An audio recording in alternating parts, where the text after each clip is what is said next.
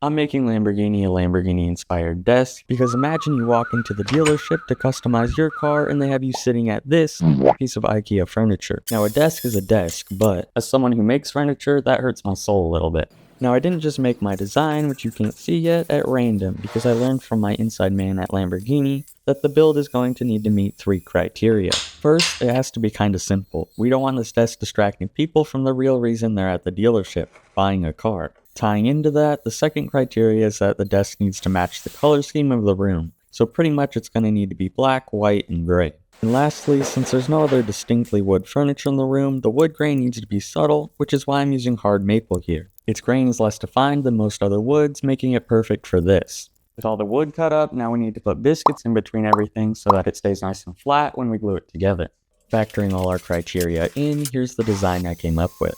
Simple, grayscale, and not too obviously wood. But there's actually a 4th criteria that I didn't mention, because it wasn't from my inside man, and it's that I actually have to be able to afford to build it, because if you haven't caught on yet, Lamborghini isn't actually my client, yet.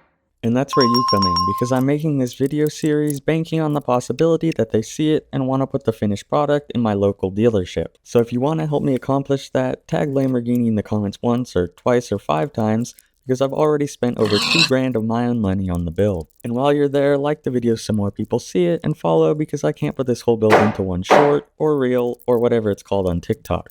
That took 25 minutes, but I think it's finally good.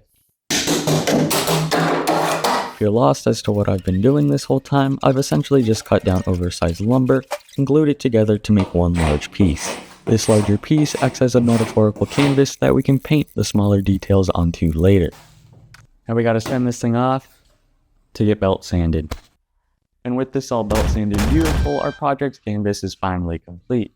And so is part 1 of this short form series, because I'm actually sending this off again for some more work, which you'll see in part 2. So if you want to see how all this turns out, and if Lamborghini buys it or crushes all my hopes and dreams, follow and I'll see you there. Goodbye.